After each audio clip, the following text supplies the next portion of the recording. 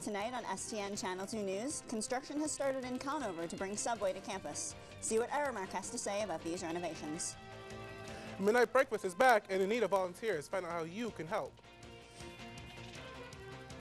And the Office of Residential Life is hosting a new town hall meeting series for students to voice their concerns about living on campus. All that and more right now on STN Channel 2 News. Thank you for tuning in to STN Channel 2 News. I'm Rachel Sisto. And I'm Johnny Wade.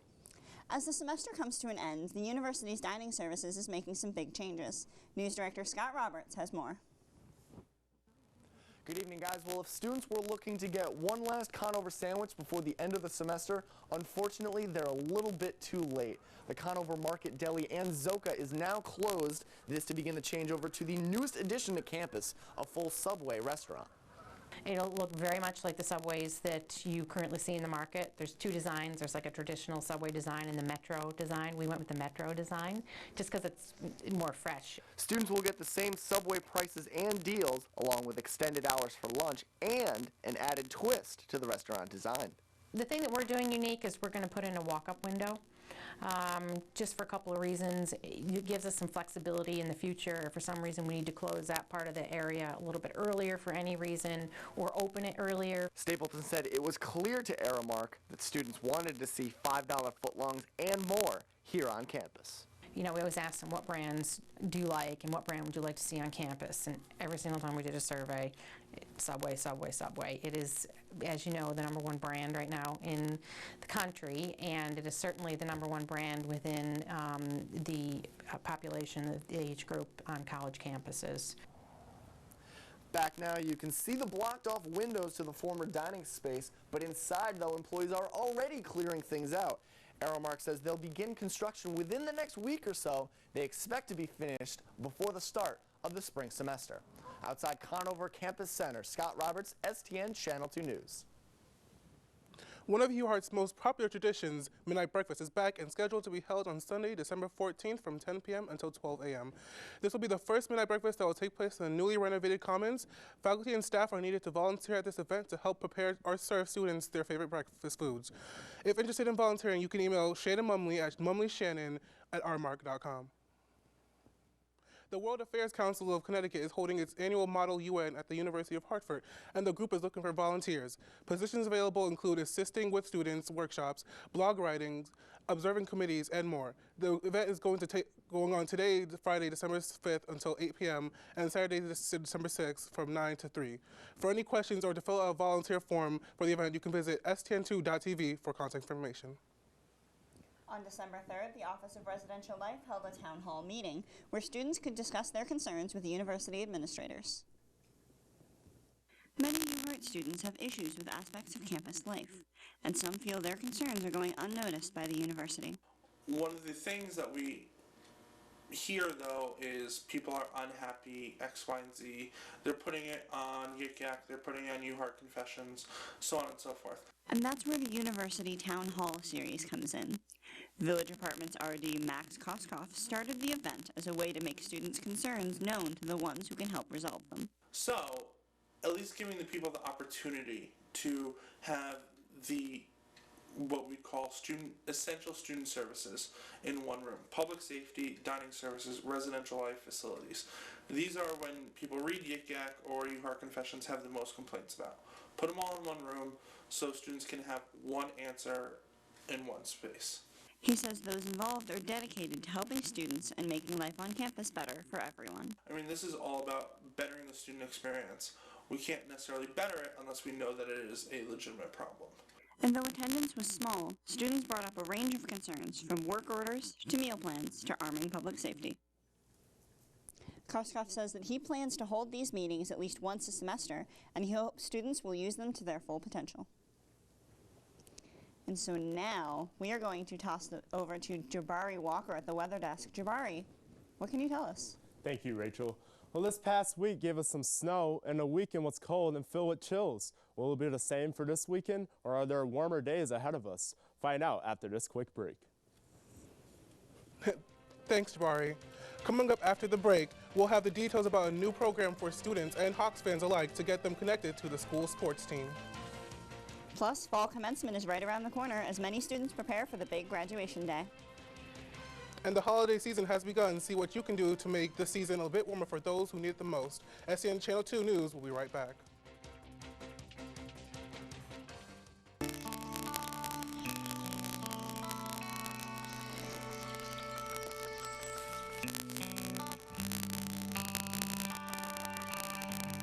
This is the moment I knew his future had no boundaries.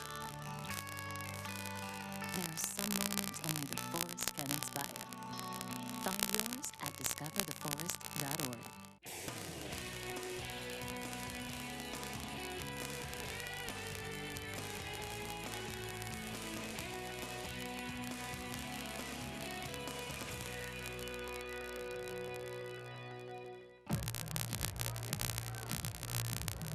If you drive buzzed, it could cost you around $10,000.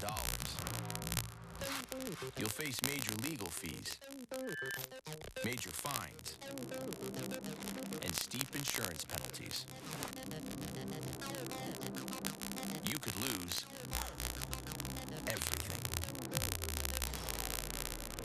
Buzzed, busted, and broke. Because buzz driving is drunk driving. And now, your STN2 weather forecast. Welcome back to the Weather Desk. I'm Jabari Walker. Now, walking to class on a nice day is a breeze, and the weather did break on a few today. Let's see how it was like earlier today. So today brought on some fairly sunny weather in the beginning. Some people might have brought out their sunglasses actually, but since it's winter time, we've had temperatures at 22 degrees and with a high of 40 degrees. And you might want to go outside with a coat on, you know, wear a nice jacket, stay warm, and don't go outside unless you need to. But if you're heading to class, you should be just fine. Now let's take a look at our Friday night forecast. Now, Friday night forecast is going to bring some fairly chilly weather across the states. You can see a low front coming down here, and you can see that coming to the New England area, and it's giving us temperatures of about 37 degrees with some rain. As you look at Saturday's forecast, you can see the highs are fairly low across the states. You can still see that low front coming southeast, bringing us some rain here in the New York and Boston area. And you can also see in the New England area that it's going to be 50 degrees, so make sure you wear a nice jacket. And Sunday, the highs still didn't change much from Saturday, but there are some winds coming east here, so it's going to be pretty windy. Make sure you wear a scarf, hat, gloves, all of that. In the New England area, it's going to be 37 degrees, and Washington, Buffalo, around 40 degrees. And let's take a look at our 7-day forecast here. As you can see, for Friday, it's going to be partly cloudy, temperature of 41 degrees. Saturday is going to be a little rainy, temperature of 50 degrees. And Sunday and through the week is going to have an array of temperatures from 40 to 50 degrees, except for Monday, which will bring a temperature of 39 degrees.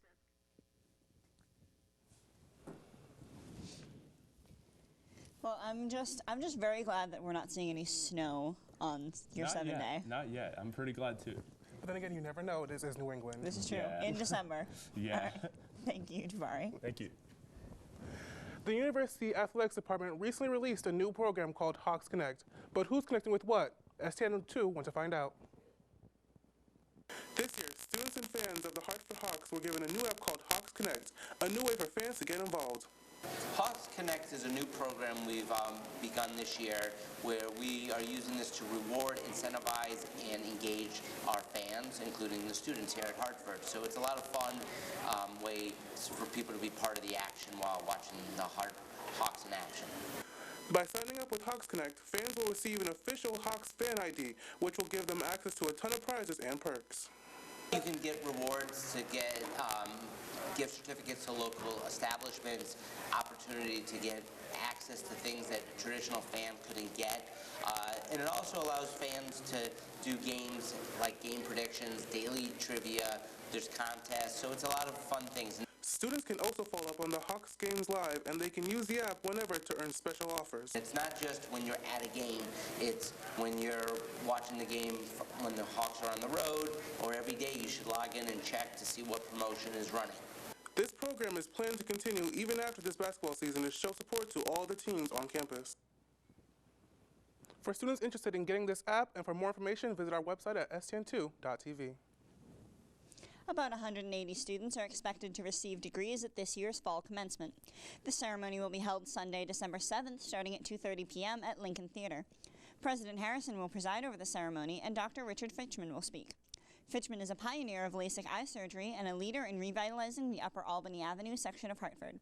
A live stream of the ceremony will be available online, and you can find that link at our website, stn2.tv. University Libraries is working with the Center for Community Service to provide aid to members of the greater Hartford community who may need it during the winter season. A mitten tree has been set up inside the Morrison Library where students can decorate it with donations of mittens, gloves, hats, or scarves. The donations will be sent to Outreach at Center Church at the end of the semester, who will distribute the goods to people who need it the most. Well, one organization on campus is getting in the holiday spirit early with the fun and unique event. And STN's Chris DeGray is at the event now. He joins us live from East Hall. Chris? Thanks, Rachel. I'm here live at the Genderbread competition with Amber Gibson, the co-president of Women's for Change. So, Amber, what is the Genderbread competition about? The Genderbread competition is a way to increase awareness of the different levels of intersectionality with a holiday theme, meaning that you can make a diverse gingerbread regard to gender, religion, sex, racial identity, etc. So you're talking about trying to do like diversity. So what do you like your main what are you trying to achieve with it though?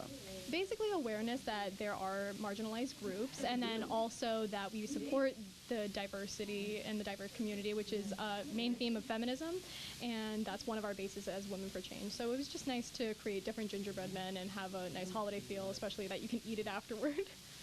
What do you think having this event at the university brings to it? It definitely brings a sense of community because we have a diverse population, especially at the University of Hartford, and it's really nice to actually just have an educational foundation between these issues, and you don't really know about it until there are awareness events anyway. So that's really what we're trying to bring to the table. And how long does this event go on till? This event goes from 4 to 5:30, so an hour and a half, and then at the end we reveal a first, second, and third prize depending on how diverse your ginger person was. Thanks, Amber. Yeah, no problem. So, the person with the most diverse gingerbread person will have a prize at the end. Live from East Hall, Chris DeGray, STN Channel 2 News. Back to you guys at the studio. Well, thanks, Chris. Now, if you've ever been interested in the world of television, STN's a great way to try it out. Whether you're interested in producing, advertising, engineering, reporting, photography, directing, graphic design, or sports, we have it all. Stop by our office in Gingras 120G to try it out. And after the break, CETA held a grand opening for its new architecture studio this past week, and STN was there for the reveal. Also, the ceramics department is holding a holiday sale selling ceramic items they made themselves. We have the details. And the grand jury decision for the Michael Brown case was announced. See how the country's reaction has unfolded. Stay with us. And Shelter Pets make Super Pets. Your new best friend will steal your heart, bring you happiness, and enrich your life for years to come. You can make a difference in the life of an animal. Adopt and bring home a shelter pet today. To find out more, visit theshelterpetproject.org. Every day across America, excess food is gathered by a network of good people at local food banks, giving hope to millions of children who struggle with hunger. They've earned their wings, and you can too. Together, we can solve child hunger. Support Feeding America and your local food bank at feedingamerica.org. So, I just moved in with this family, and it's embarrassing. The little one, he likes to go outside and crawl around in the giant litter box. I don't know what he's doing. I mean, I was born and I knew how to use the litter box. Look at that! That's disgusting! Oh, poop already! You're making me nervous. Oh, okay, I can't look at this anymore. I really hope he grows out of this, for his sake. You're watching STN Channel 2 News. If you have an idea for a story you'd like us to investigate or an event we should cover, let us know. Send us an email or to tips@stn2.tv, or you can submit a tip through text message at 860-631-STN2. Also get all your campus news updates by following us on Twitter at twitter.com/STN2. The 17th annual Holiday Ceramic Sale, located in the Art School Silpy Gallery, will begin Saturday, December 6th and run until December 11th. The sale is presented by Dirty with a Reason, the Clay Club on campus, and will have merchandise ranging from $3 to $300. Products will include small ceramic ornaments, large pieces of pottery, and sculptures of all sizes. It's a great time to get holiday gifts, handmade art pieces. That's where we kind of time it right before the holidays. So you'll be getting an art object at a great price that you could give as a gift or even keep for yourself. This year's theme is sort of circusy, Cirque du Clay. So the opening night should be pretty fun. Everybody will be dressed up, circus theme. Proceeds each year go toward the Clay Club's spring trip to the National Conference for Education in the Ceramic Arts. The pieces of art created by students, faculty, and alumni can be bought with cash, check, or credit card. The gallery will be open Saturday, 6 to 8 p.m., Sunday, 12 to 4 p.m., and Monday through Thursday, 9 a.m. to 4:30 p.m. Dramatis Personae is presenting their annual event, Night of New Works, on Saturday, December 6th. The event consists of 5 10-minute-long plays written, directed, and performed by students. The event will be held in the Arbach Auditorium in Hilliard Hall. Doors open at 7 p.m. and tickets are only $1. The first play will start at 7:30. The university's architecture department officially unveiled its new studio this week. Students showed their project and analyses to those on hand Wednesday for an urban farming development on a site that runs adjacent to Homestead Avenue in Hartford. The school moved the architecture facilities to the basement of the Harry Jack Gray Quad over the summer, now using the former basement to the university's bookstore. In addition to the new space, students now have a number of new machines to use, including high-tech 3D printers and scanners, a new wood shop, and more. The renovation is excellent because we were able to bring our graduate program, which is the Masters of Architecture, back onto campus. For the last several years, they've been over on Cottage Grove in an office complex. And with the additional space, we were able to bring 2 full groups back, which is terrific. So now we're all under one roof. Toscano Moss called the university's architecture studio one of the most advanced of its kind on the eastern seaboard. NASA is celebrating a successful launch of their Orion spacecraft. The capsule took off earlier Thursday morning from Cape Canaveral, scheduled for 2 orbits around the Earth. Orion then made a safe landing for about 4.5 hours later in the Pacific Ocean just outside of San Diego. This new type of spacecraft was created in hopes that NASA will soon be able to send astronauts to Mars. Officer Darren Wilson has resigned from the Ferguson Police Department following the grand jury's decision not to indict him for the death of unarmed teen Michael Brown. According to Police Chief Tom Jackson, Wilson and other officers were receiving credible threats to their safety, which prompted the decision to depart from his position. Wilson has no immediate plans for the future employment and is facing an upcoming civil rights investigation, as well as a possible civil lawsuit from the Brown family. On July 17th, Staten Island resident Eric Garner was put in a chokehold by police officer Daniel Pantaleo that ultimately led to his death. Police had suspected Garner of selling cigarettes illegally. Garner's apparent final moments were caught on video and went viral upon release. On Wednesday, December 3rd, the grand jury announced they would not indict Pantaleo, causing nationwide protesting. In the wake of the Ferguson and Eric Garner grand jury decisions, college campuses nationwide have been joining together in walkouts. Hartford's Brothers and Sisters United is hosting a campus-wide walkout to support anyone who has lost a loved one due to injustice. This will be the BSU's second walkout in 2 years, with last year's also including a candlelight vigil in the Hill of E&F complex.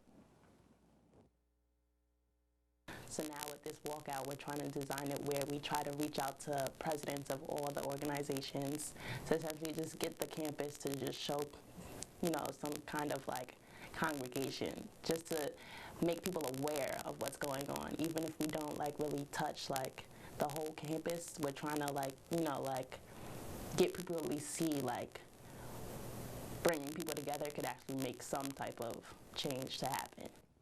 Along with reaching out to other organizations, BSU hopes to reach faculty members who will also stand against injustice. Hartford joins schools like the University of New Haven, who performed their walkout on December 1st. If you'd like to learn more about BSU's walkout, they'll be talking about it in more details in their meeting Thursday at 12:45 in GSU. And just real quick before we toss over, we're going to mention that the Orion rocket launch was actually this morning, Friday morning, and it landed safely outside San Diego. And now we're going to send it over to Brendan Madonia at the sports desk. Thank you, guys, and hello, everyone, and welcome to the Sports Desk. I am Brendan Madonia. Coming up, both Hartford basketball teams are on the road. We'll take a look and see how they did, plus more sports news for you. So stick around because sports is next. In the small town of Elmira, New York, a boy was born into an all-American family. The odds of him achieving his dream in the fashion industry? 1 in 23 million. The odds of having a child diagnosed with autism? 1 in 88. I am Tommy Hilfiger, and my family is affected by autism. Learn more at autismspeaks.org/signs. So, I got this new family, and I don't know what it is about this one, but she can't seem to put down that toy. Oh, and she even talks to it. Who's she talking to? Her mom? She talks to her mom a lot. Runner on first base. Now the big guy comes up to bat, hitting .342 with 92 RBIs and 36 homers.